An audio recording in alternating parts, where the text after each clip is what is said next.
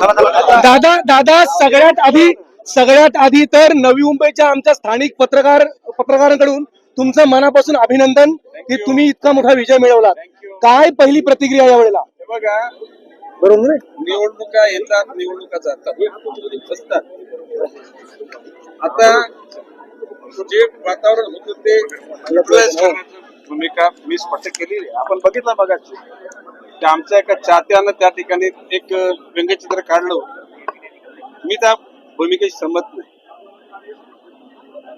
या अशा गोष्टी होता कामा नयेत आणि कुठेच होता कामा नये. इथं मित्र पक्षाचे लोक आहेत, परंतु विरोधी पक्षाच्या लोकांनी सुद्धा काही गोष्टी केल्या असतील.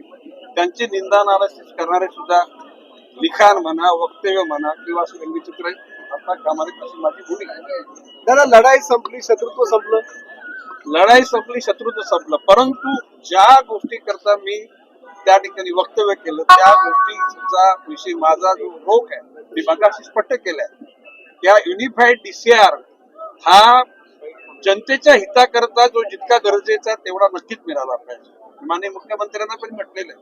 परंतु ज्या युनिफाईड DCR हा बिल्डरांच्या दलालामार्फत बिल्डरांच्या घशात नफा घालण्याकरता आलेला आहे, तो सूज येणारा युनिफाईड DCR आम्हाला नको आहे.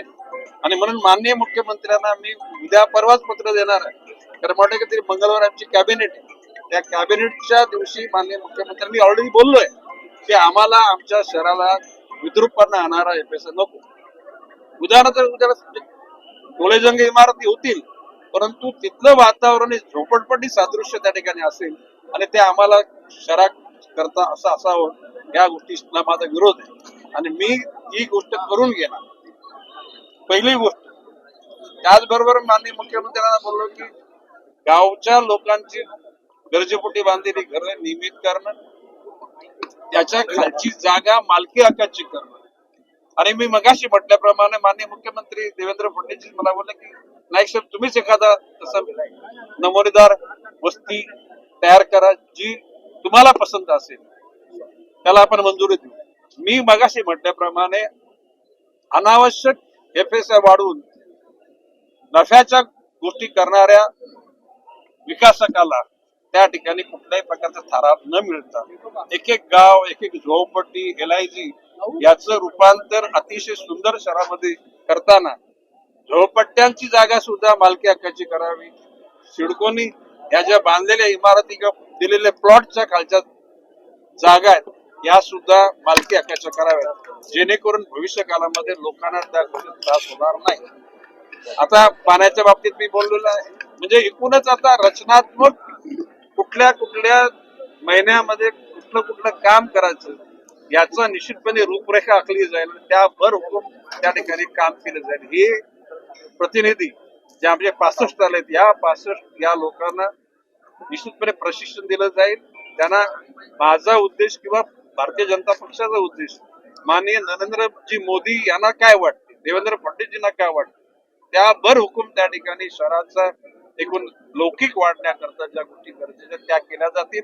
आणि निश्चितपणे त्या करता जनतेचं सहकार्य सगळ्यात मोठं तुम्हा पत्रकारांचं, print media, electronic media, social media, तुमचं सहकार्य फार मोठ्या प्रमाणामध्ये गरजेचं आहे आणि ते आपण यशस्वीरित्या पार. दादा ज्या पद्धतीने तुम्ही हा विजय मिळवलात, नाईकांनी अनेक जय पराजय पाहिलेत, मात्र यावेळचा विजय तुम्हाला काय सांगून जातोय? कारण मागच्या 15 दिवसामध्ये आपण पूर्ण राजकारण बघितलं, ते तुम्हालाही अपेक्षित नव्हतं.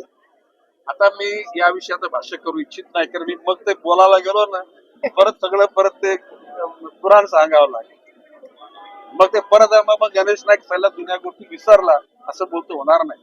माझं म्हणणे मी विनम्रपणे आवाहन करतो की जर चुका झाल्या असतील ना तर चुका कबूल करायच्या. मी योग्य ठिकाणी बोललोय. कुठल्या शाण्याने हा युनिफाईड DCR आणला, पिनड्रॉप सायलेन्स झालं आणि मी बोलतो ना तुम्ही तज्ञ लोकांशी, तुम्हाला पत्रकारांची मोठी जबाबदारी आहे. तुम्ही तज्ञ लोकांशी बोला बाबा, हा जो युनिफाईड DCR आलाय हा इतका पूर्ण वापरला तर शहर पण राहणार आहे. मी निश्चितपणे गांभीर्याने सांगतो. मी आज एका वरिष्ठ IPS अधिकाऱ्याशी बोललो. त्यांना मी सांगितलं की म्हणजे आमचा कार्यक्रम आता हे अभिनंदनासाठी त्यांनी फोन केला होता. म्हटलं अभिनंदन, आता मला हे फटाके वाजवणं पसंत नाही. फुलांची उधळण सुद्धा पसंत नाही, घोषणा पण मला पसंत नाही. कारण म्हणजे हा विजय हा ठीक आहे, आपण विजय झालो, कोणतरी पराभूत झालं, त्याच्या जखमांवर मीठ टाकण्याकरता हे फटाके वाजणं मला आवडत नाही. परंतु आपण आपल्या जीवनामध्ये जीवनशैली ही डॉक्टर बाबासाहेब आंबेडकरांनी लिहिलेल्या घटनेच्या अनुरूप पाहिजे आहे का? छत्रपती शिवाजी महाराजांनी जी त्यांच्या जीवनाची शैली वापरली, त्याने ज्या जनतेला प्रेम निर्माण केलं, त्याला अनुरूप आहे का? याचा विचार सगळ्यांनी केला पाहिजे ना.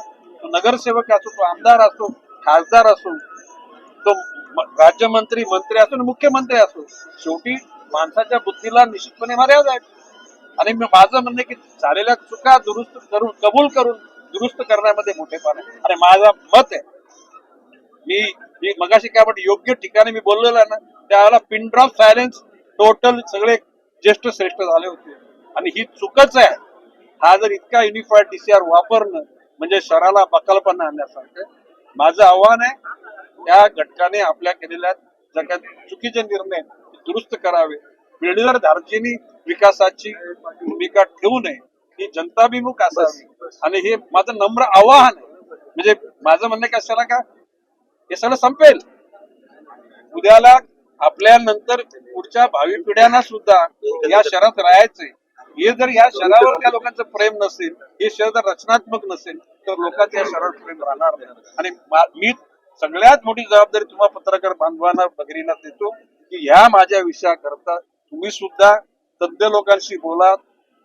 मला माझ्या मनात कोणाच्या विषयी किंतूपर्यंत राहिलेलं नाही, परंतु घडलेल्या चुका जोपर्यंत दुरुस्त नाही होत नाही, तोपर्यंत हा गणेश नाईक पिच्छा सोडणार. दादा हिंदी एबीपी माझा, उघडा डोळे बघा नीट.